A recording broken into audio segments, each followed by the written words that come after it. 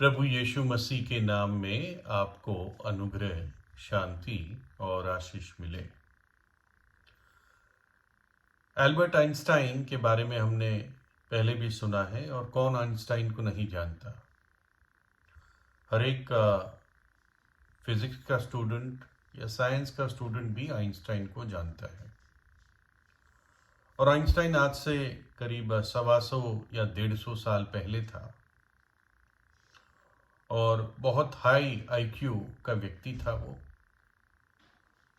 और जो famous formula है E=mc², ये आइंस्टाइन की ही देन है फिजिक्स की दुनिया को। और आइंस्टाइन ने बहुत ही अपनी इच्छा के विरुद्ध इस बात को एक्सेप्ट किया कि कोई ना कोई तो शुरुआत थी कभी ना कभी पूरी इस सृष्टि की, जगत की।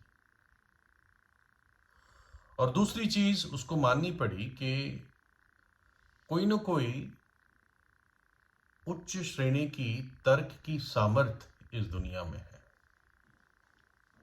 दो चीजें कही उसने, कहीं ना कहीं शुरुआत हुई और दूसरी चीज कोई ना कोई उच्च श्रेणी की तर्क की ताकत या सामर्थ्य इस विश्व में है। लेकिन उसने कभी भी परमेश्वर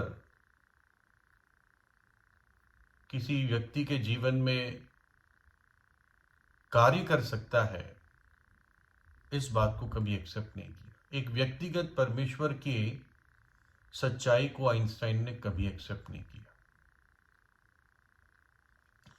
दो मुख्य चीजें थी जिसके कारण उसके मन में ये विरोध था व्यक्तिगत परमेश्वर के बारे में। पहला तो वो अपनी जर्नल में लिखता है, वो उस समय के जो चर्च के पादरी थे, प्रीस्ट थे, उनसे बड़ा तंग था वो। मतलब उनके जीवन को देखकर वो बहुत चिढ़ा हुआ था, क्योंकि उनके जीवन जिसके भी संपर्क में आइंस्टाइन आया, उनके जीवन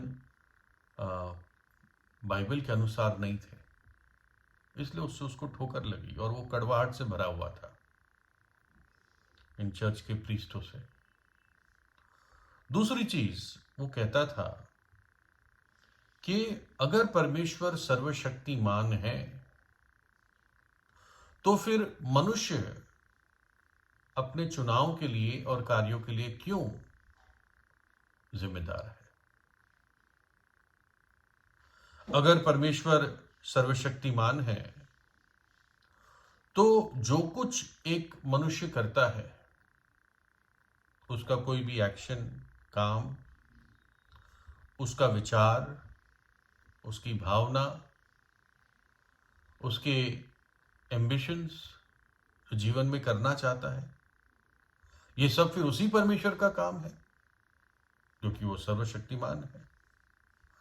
तो फिर एक व्यक्ति को, एक मनुष्य को उसके कामों और विचारों और शब्दों के लिए क्यों जिम्मेदार ठहराया जाए, क्योंकि परमेश्वर सर्वशक्तिमान है।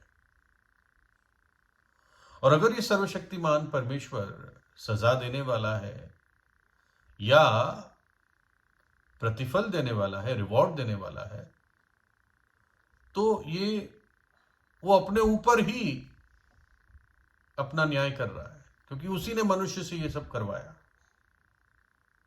तो ये उसकी सोच थी। और फिर वो कहता, अगर ऐसा सर्वशक्तिमान परमेश्वर है तो फिर ये कैसे भला और सदाचारिता से भरा हुआ परमेश्वर हो सकता है।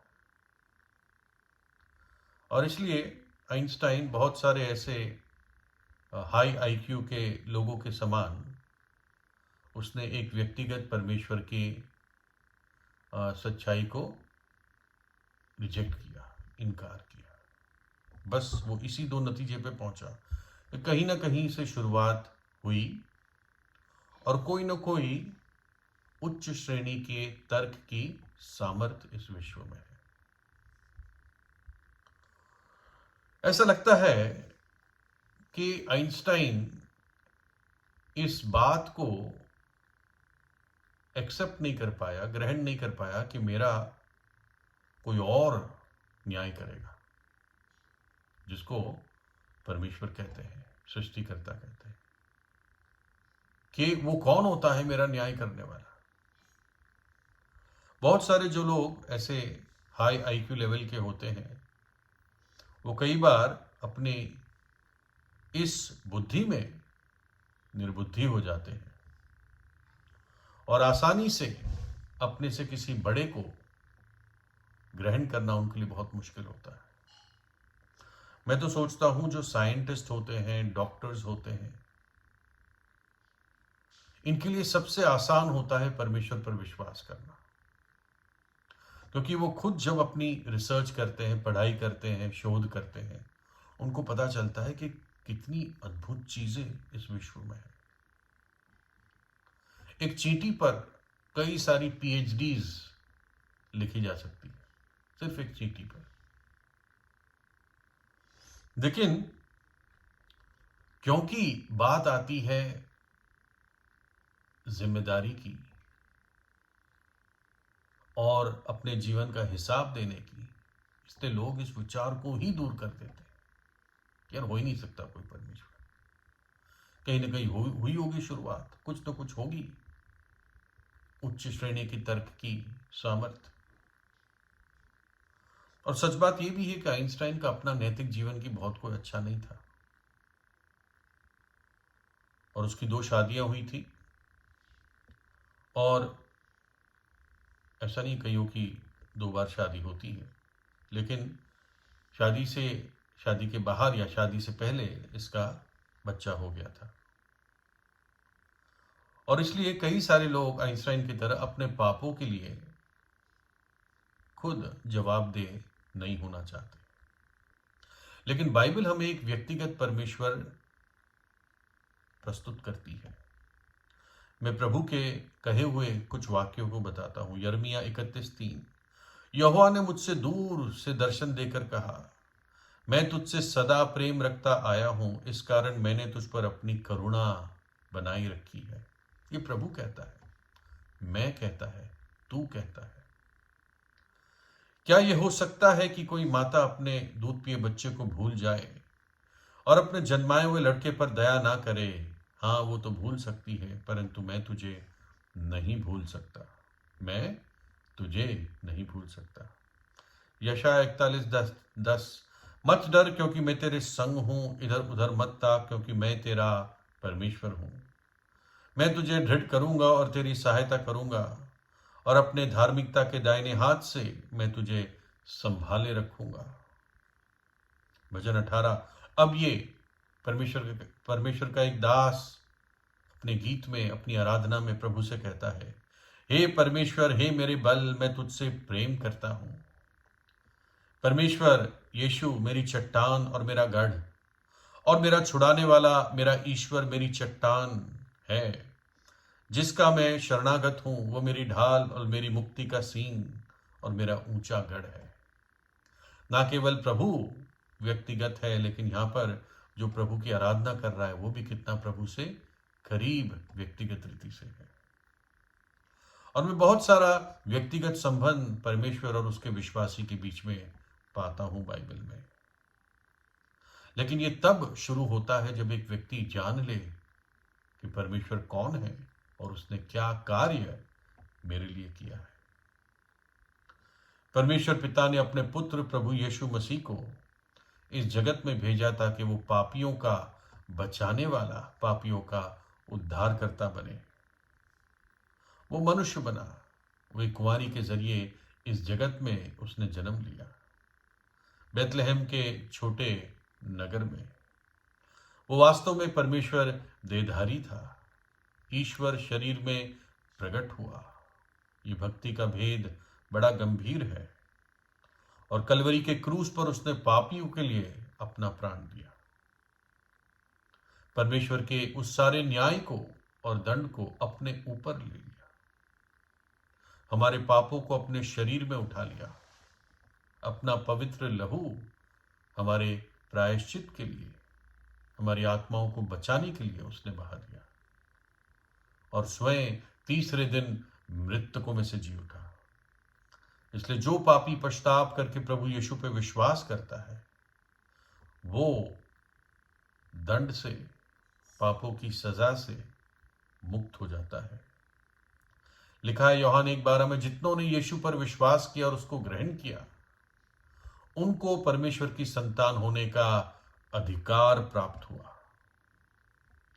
और ये परमेश्वर हर एक व्यक्ति का न्याय करेगा और हर एक व्यक्ति उसके शब्दों के लिए, विचारों के लिए, कार्यों के लिए जवाबदेह है। शायद आइंस्टाइन को यह विचार अच्छा नहीं लगता था, लेकिन एक दिन वो भी परमेश्वर के न्याय के सिंहासन के सामने खड़ा होगा। सिर्फ वो मुक्त होते हैं, वही क्षमा पाते हैं जिन्होंने विश्वास से अपने पापों को प्रभु यीशु के ऊपर डाल दिया जब वो क्रूस पर मरा। ये विश्वास से है। ये नहीं कि आज प्रभु यीशु हर पापी के लिए मरता है, नहीं, लेकिन उसने एक बार मनुष्य के इतिहास में जगत के लिए अपना प्राण दे दिया ताकि अब जो कोई पापी उस पर विश्वास करता है वो नाश न होगा परंतु अनंत जीवन पाएगा। ऐसे व्यक्ति का परमेश्वर स्वयं पिता है और प्रभु यीशु मसीह उसका व्यक्तिगत प्रभु और उद्धारकर्ता बन जाता है। आपका भी बन सकता है।